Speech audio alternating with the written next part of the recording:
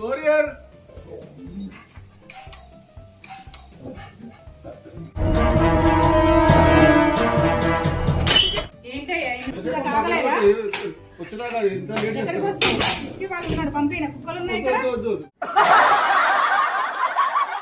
తీసుకొని వస్తున్నావు లోపలికి సైన్ కూడా పెట్టాలా నీకు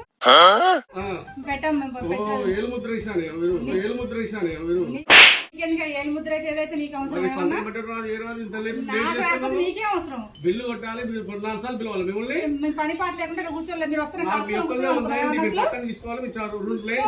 మళ్ళీ కావాలంటే రా నీకు టైం లేకపోతే ఇదేందా ఇది నేను చూడలే లోపలికి ఎవరన్నా అమ్మగారు పిలువు లేరు వాళ్ళు బయటికి వెళ్ళారు మరి సైన్ పెడితేనే ఇస్తా నేను ఇది లేకపోతే అవి కొరియర్ వచ్చారమ్మా సైన్ పెట్టాలంట సైన్ పెట్టండి ఆయన ఇయ్యాడంట పేపరు సైన్ అంటే పెట్టండి ఇక్కడ ఇట్లాంటి ఇటు వచ్చి పెట్టాను అది మంచి రాకపోతే మళ్ళీ అమ్మ ఇట్లా పెట్టారంట ఇవ్వండి కొరియర్ తీసుకుని నాకు 90 రూపాయలు రావాలి 90 రూపాయలు లోపలికి వెళ్ళిన అసలే కూర్చొని ఉన్నారు అసలే పట్టుకు పెట్టాలి వస్తున్నారు వెళ్ళండి లోపలికి వెళ్ళండి అంత మాట అన్నావు ఎవరమ్మా బూజలు అంటున్నావు ఉన్నావయ్యా నిన్నేం అనలేదు అసలు కొరియర్ అంటే కొరియర్ తీసుకోవాలి డబ్బులు తీసుకురండి 90 రూపాయలు మనుషు